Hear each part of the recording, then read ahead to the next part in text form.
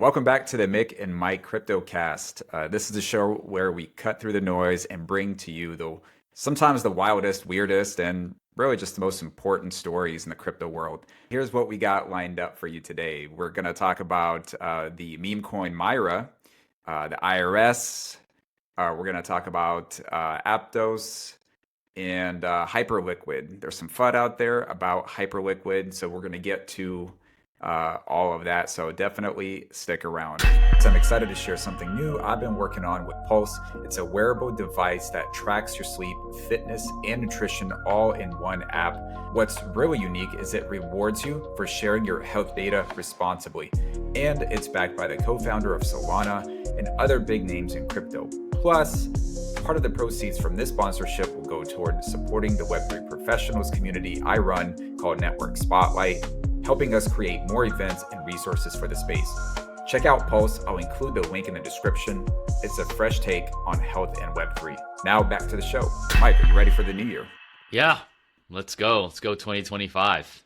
Usually when you think about meme coins, it's not great, but I think in this particular case, this is like one of those like feel good stories. The backstory is that there's a tech CEO. His name is Siki Chin, I believe. He tweeted that his daughter MIRA has a rare brain tumor. It's called like craniopharyngioma, something that's like really out there. It's pretty crazy. But he was asking for donations to fund research at a lab in Colorado. And well, the internet did what the internet does, and someone launched a meme coin on Pump That Fun called MIRA. And then this guy named Waddles, yes, that's his real name, he bought half the supply and sent it to Chin. And so the token's market cap shot up to 80 million at its peak. It's crazy, but I guess this is crypto. And since then, it has cooled off. It's, I want to say, around 20 million now. But Chin's stake was worth multiple millions. And the really cool part is that Chin announced that he's selling his tokens and donating the proceeds, I should say, to the research lab. And so the question here, Mike, is, are meme coins, like, is this the new way to fund social causes, or is this just like a one-off situation? What are your thoughts? Okay, so overall, yes, very heartwarming story, and it's like super cool that people just came out of nowhere, right? Like he was actually just funding a GoFundMe, and I think he raised almost 300K through that GoFundMe. It kind of went viral, and then someone just took it upon themselves to launch this meme coin, and it's great. This is great, but there's always kind of a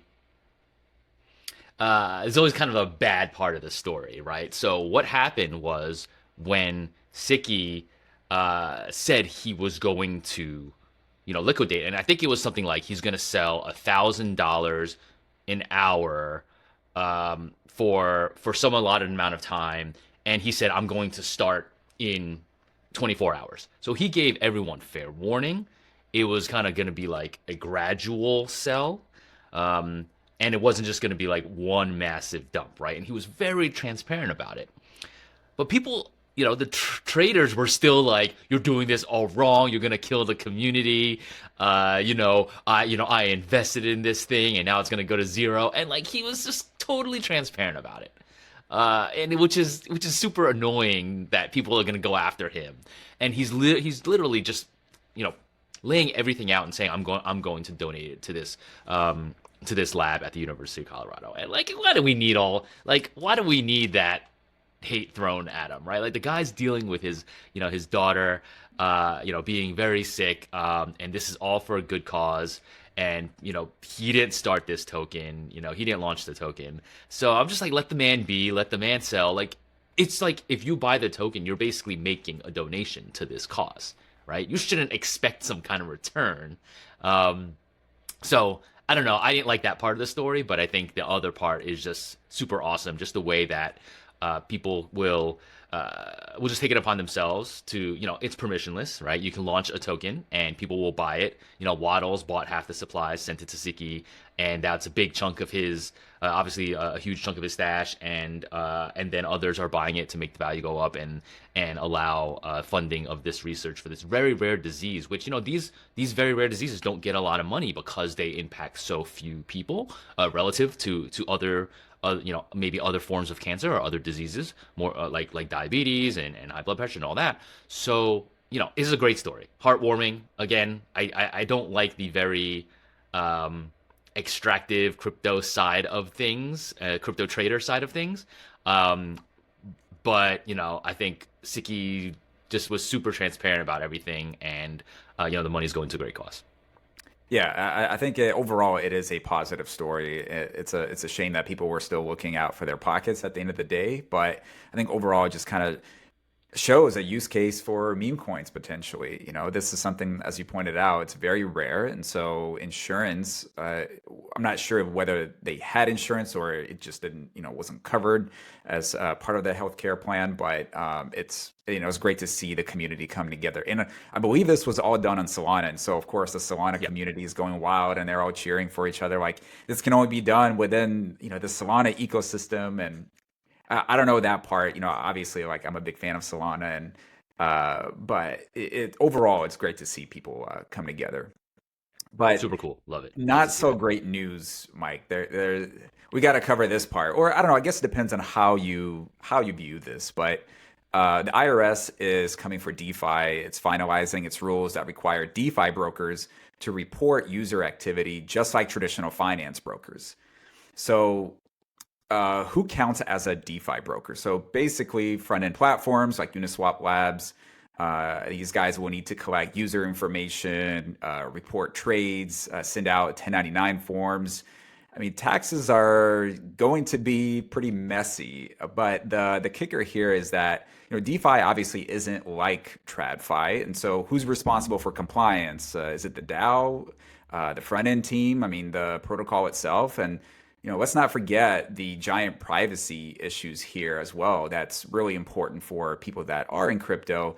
So, question for you, Mike. I mean, with these rules, does this kill innovation in DeFi, or could they actually help by bringing legitimacy to the space? Okay, so I think one of the issues is, who are, like you mentioned, who is going to be responsible for all this stuff, right? Where are the lines drawn? And is it, the front ends? Is it the protocol? Is it the DAO? Is it like the company who run the front ends, right? Like what are the pieces that are actually going to be affected, and who are the parties that are going to be responsible for providing all this data? And I think the core problem is that the government wants to treat crypto and DeFi and everything that crypto facilitates in a very archaic way, in the same way they've treated traditional financial assets. And that, I think, has been the primary mistake of the administration, is that they're thinking in the same kind of siloed boxes, in the same traditional way, when we've never seen anything like crypto before. We've never seen so many assets created in different ways under with different organizations that function in different ways across borders. So you can't take that traditional approach in regulating, right? And again, I think most people in the U.S. want some kind of regulation. They want something to be clear, right? Because they understand consumer protections. They understand that, but they really want to understand how they can operate. And under what frameworks they can operate in, right? And that's just been the biggest mistake, was just that things are not clear, and it's the regulations are being made with a very traditional mindset. So, and again, you said privacy issues, right? Like there are people everywhere, all over the world, using these tools. Most of them, you just using wallet addresses, pseudonymous. It's just very unclear. And I know Coin Center wrote some great pieces, saying how this is unconstitutional. I just don't think that something like this is going to go through. There are too many There's just too many, just poorly thought out concepts here. I don't think this is going to go anywhere, and certainly hope it doesn't go anywhere. Yeah. I guess only time will tell. We've got a new administration coming in, so we're going to get a lot of answers, I believe, here within the next year or so. Something else that's been in the news is HyperLiquid. So HyperLiquid has been making there's been a lot of buzz around it, and all the perp trading that's happening on there, and how quick and fast it is, gasless transactions, you name it, transparency on there. It really is considered to be, just the sentiment that I'm getting is that it's considered to be like one of the best places to do perp trading.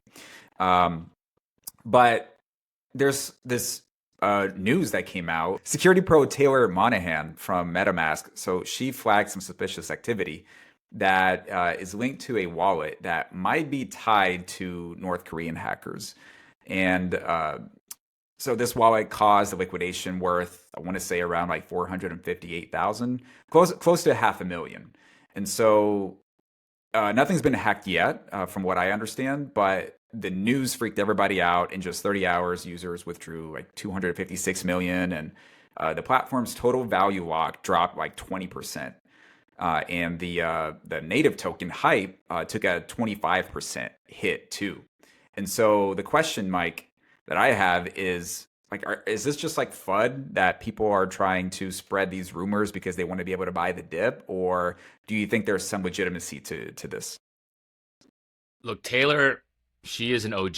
She has been working for many years to identify, I think specifically North Korean hackers and follow their trails. So she's got no, uh, she's got no ulterior motive here. Absolutely. Like, and a lot of people were going after her, saying that you're just spreading rumors. What? I don't know the backstory. I don't know if she uh, talk to the Hyperliquid team, in kind of DMs or whatnot. I kind of imagine so. Most of these white hat hackers will contact the team, um, and then kind of do so, kind of have conversations privately, and maybe those conversations didn't cause enough, action on the Hyperliquid team, and maybe that's what Taylor thought, and it's time to go public with it. But like, look, a lot of people have a shit ton of money on this platform. Like you said, most it is pretty much considered the best place to trade perps in crypto, and there's a lot at risk. I mean, the token was like crushing it for a long time, but Taylor took a lot of shit, like saying, you're causing FUD. Why didn't you talk to the team in private? Yada yada yada. Like, I don't think there's any ulterior motive on her part. If you take a look at, the activity was very suspicious, and look, are you willing to uh, allow a platform that may not be insecure, where you parked, a big chunk of your money in? Would you rather that get hacked and you lose your money, versus someone kind of come out and say, look, there are security issues here, right? Obviously it's not a great look, because there was no actual hack, but like, this stuff's proactive, and like white hat hackers, they do this stuff just on their free time, and it's not like they might be bug bounties out there, but Hyperliquid didn't have any from what I remember. But like, she's not doing this for her personal gain at all, I don't believe. It's just, kind of the safety of the protocol, and I think it's stuff like this that needs to be looked into, instead of just kind of busting out the pitchforks at Taylor. It sounds like this is just something that got a lot of attention, and when something gets a lot of attention, it's not only the people that want to legitimately make money, but it's also, the bad guys as well. And so we'll see what happens. But man, it seems like it's bad news after another bad news. This is something else that came out recently about Aptos Labs, and the founder, Mo Shaikh, I believe is how you pronounce his last name. So he's stepping down as CEO, and there's some drama to go along with it. Mo says that he's staying on as an advisor, while the CTO, Avery Ching, takes over as CEO. But where things get kind of interesting is there's rumors that most token vesting schedule just ended. And so he's walking away with a 9-figure payout. Other people are saying that the Aptos board of directors kicked him out. So, I mean, what's the real story here? Who knows? But I do know this, that how much does leadership shakeup like this, Mike? Like, how does that impact Aptos, especially when you've got movement, you've got Sui? I mean, there's a lot of competition within the whole move language narrative, and so like, how much of this is going to impact them? Yeah, I don't know. I mean, I certainly I didn't look at the chart more recently, but there was a bit of drop in the price. What how much of that is attributed to this? I'm not sure, but yeah, it just overall didn't seem like a good look for the team, and nor Mo. Again, we don't know exactly know what happened. I think there were some advisors that had confirmed that he was kicked out, and but how that occurred, whether it was a board move or what, that remains to be seen. But I think it was confirmed that he was kicked out. So I think that with that like token vesting issue, which I jumped to a conclusion there on Twitter and I got called out for it, which is fine. And it's you're losing whenever you lose a founder, especially in a way like this. It's never a good thing for the company. I think founder-led companies overall are very way more successful. But Avery is a founder as well, and he'll be moving into the CEO role. It just overall like wasn't. There were so many things that. Even though most of it's unknown, it just didn't look good for the project. Will they recover? I'm sure they'll recover, and they'll keep building and move past this distraction. But obviously they're losing an important team member there. There's a lot of great things happening on Aptos. Their integration with USDT, with Protbase, which I've had them on the channel. They're like the largest native app that's building on Aptos. Specifically focused on like the Asia market, because that's where there's a little bit more wiggle room in terms of the legal side of things. But yeah, I'm rooting for these guys. I hope that they can bounce back. In general, I like to see people win. People that are building in this space, I always like to see them win. So in general, I just want to see them compete, in this market, and be a competitor to some of the other players in the space that are offering something similar.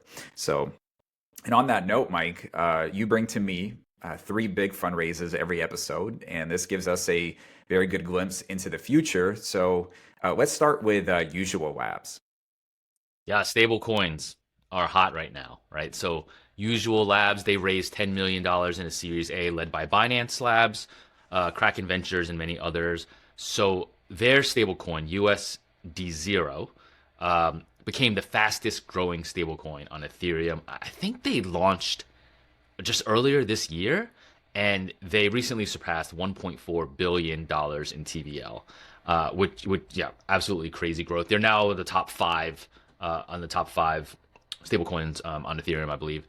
And what's interesting is like they partnered with Athena, which is another kind of quote unquote stable coin, and BlackRock's Buildle fund, their institutional digital liquidity fund.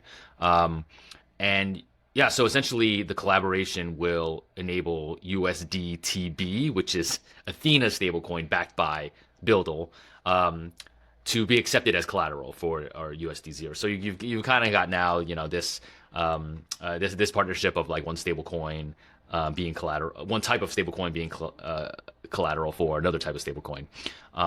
So I think that takes a lot of kind of the risk that a lot of people see with Athena, USDE. Now there's kind of a bit more of the backing with Buildle on Athena for USDTB, kind of gives a little bit more stability for that overall Athena ecosystem. So yeah, Usuals is killing it. They're getting tons of TVL, and again, it's just kind of the whole stablecoin narrative that it's huge. It's the killer use case for crypto right now, and one of the things that I love about stablecoins is just because that design spectrum that you can have something that's fully basically one-to-one backed, fully regulated like USDC is, and then you kind of have other fully decentralized ones on the other end of the spectrum, and then everything in the middle, and we're seeing that a lot here, and and kind of cross pollination with different types of stablecoins here. So super interesting. And not sure if you mentioned this, but also I see Coinbase and Ondo on there, which is pretty cool to see. Ondo is obviously one of the leading players in RWA narrative, so that's pretty cool to see. Next is ChainOpera AI, which of course AI has to be part of our content today. Of course. AI is everywhere. Stables, crypto and AI. Yeah, we're talking about those a lot. So ChainOpera AI raised 17 million in a seed round. It's a pretty big seed round, led by Finale Capital, Road Capital, and ITG Capital. It's interesting. It's like this is they're based in Silicon Valley, I believe, and this is like they are building in crypto and AI, obviously, but you don't see kind of the typical crypto VC firms here. I think these are more like kind of Silicon Valley VC firms.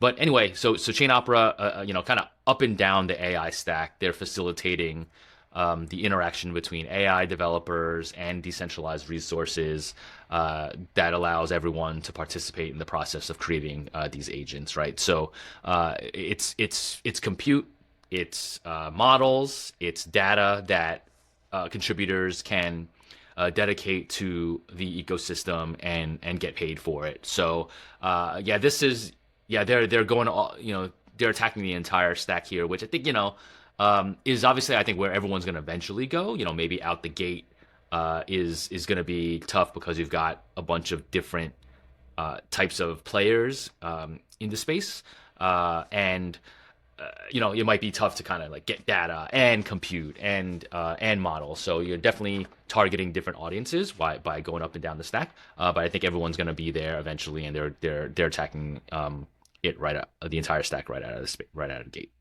So I'm reading on their website, it says they're going to have an AI agent LinkedIn. How do you feel about that? So what is it like?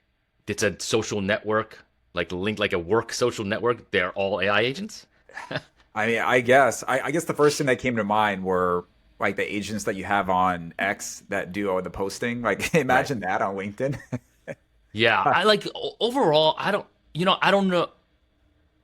I don't know what to think about this. Though obviously, a lot of this is it's people are innovating and experimenting, which is super cool. But like thinking about the end game, right? Like we go to these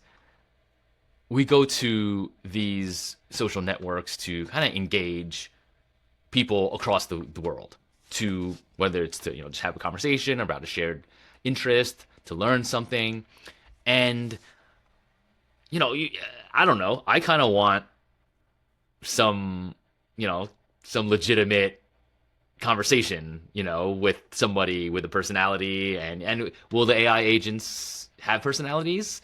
Eventually, yeah, could, right? But right now it's just like kind of spitting out kind of facts and whatnot. So, I think obviously there are tons of experiments here.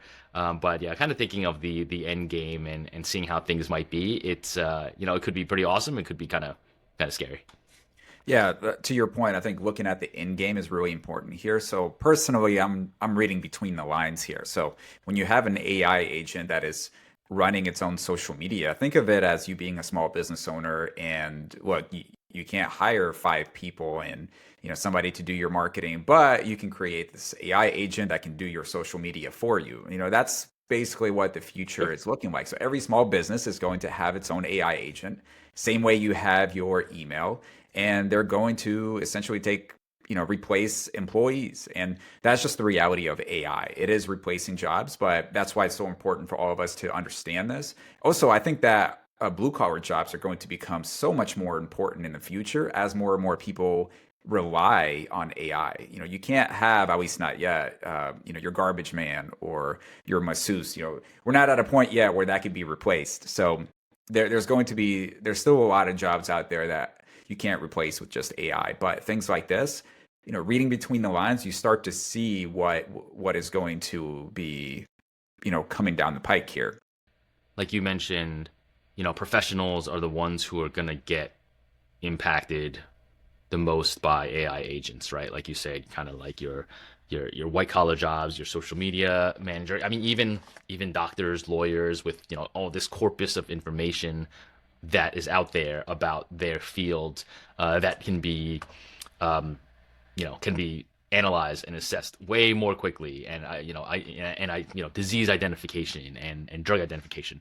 That a lot of that stuff can be automated, but yeah, I mean, I think right, but I think you just look at the way right now, like you can just there's always going to be parts of most jobs that kind of need that human direction and human thinking and contextual analysis that where you need to direct the AIs to do what you want to do, right? So it's just like any other. I'm not saying like AI is any other technology, but like just like every other kind of technological advancement that we've seen in the past, they've definitely changed jobs, but they've created jobs that we've never even thought were possible or necessary. They've changed the nature of jobs, but overall, the unemployment relatively stayed low, and just industries and jobs have been transformed in different ways that we can't think of, and for the most part have not been the jobs that were eliminated were replaced by many other different types of jobs. So I'm still in the camp that that's what's going to happen with AI. When you look at meme coins, when you look at AI, it's essentially a playground right now. We're all just kind of playing around, having fun with it. But outside of that playground, there's big institutions, there's really big players here that are paying attention to this. And like we just talked about, reading between the lines and seeing, okay, this is something that we can actually do with this. But first, we got to test it out. And that's essentially what's happening right now. We're all just kind of testing it out right now. Yeah. So next on the list, Mike, last but not least, is Rumble. This was a kind of a surprise to see. It's weird. When I first read it, I was baffled. So yeah, video sharing platform Rumble, I think many people know about. They raised $775 million in a strategic round from Tether. Okay, so I was like, why would Tether invest? First of all, at all in Rumble? This is a public company, and why would they invest a massive amount of money into this video site? So I think as I dug deeper, they're aligned on a couple of different things. One, Rumble is kind of focused on decentralization, transparency. I know Rumble is not built on like blockchain, like some other blockchain video sites, but I think with their content, the type of users they attract, it's focused on transparency, free speech, decentralization. So that's one. Those values are very much aligned with Tether. Although transparency isn't necessarily Tether's strong suit, but they'll. And another thing is they'll work together on crypto payments, right? So that's cool, right? Like if you have a site that is already hugely used by the world. And then you integrate crypto payments, on that site for whatever, maybe for ads or for e-commerce, and use Tether as the medium of exchange there. Like that makes a lot of sense. It's kind of going the opposite way of the building a crypto native video site from the ground up. But yeah, so I think that made a lot more sense when you dug into why Tether may have invested in Rumble. So I'm drawing an analogy here. It seems like Doge is to X as Tether could potentially be to Rumble. Yeah, I mean, it could be. I mean, I still think that X should. Okay, not. I think Twitter should. Still implement some kind of widespread crypto payments. Whether Doge that will be the crypto to be implemented, that remains to be seen. But it seems like a very natural fit. But yeah, look, I think it's I think every platform will eventually integrate some kind of decentralized payment. And that about does it, Mike. That is 2024. I mean, this is the last episode at the time of this Yes, recording, sir. the last episode of 2024. It's been a crazy year. It's been personally a very challenging year for me, but also a very rewarding one. For those that are watching, just want to say thank you all. We finally hit over 1,000 subscribers on the channel, Nice, and congrats. 2025 is going to be even more exciting. So if you found this video helpful, if you want to learn more, connect with Mike. I've got his links in the description. Subscribe to the channel, like the video, share it with your friends, and we'll see you all in 2025. Awesome. Happy New Year, everyone.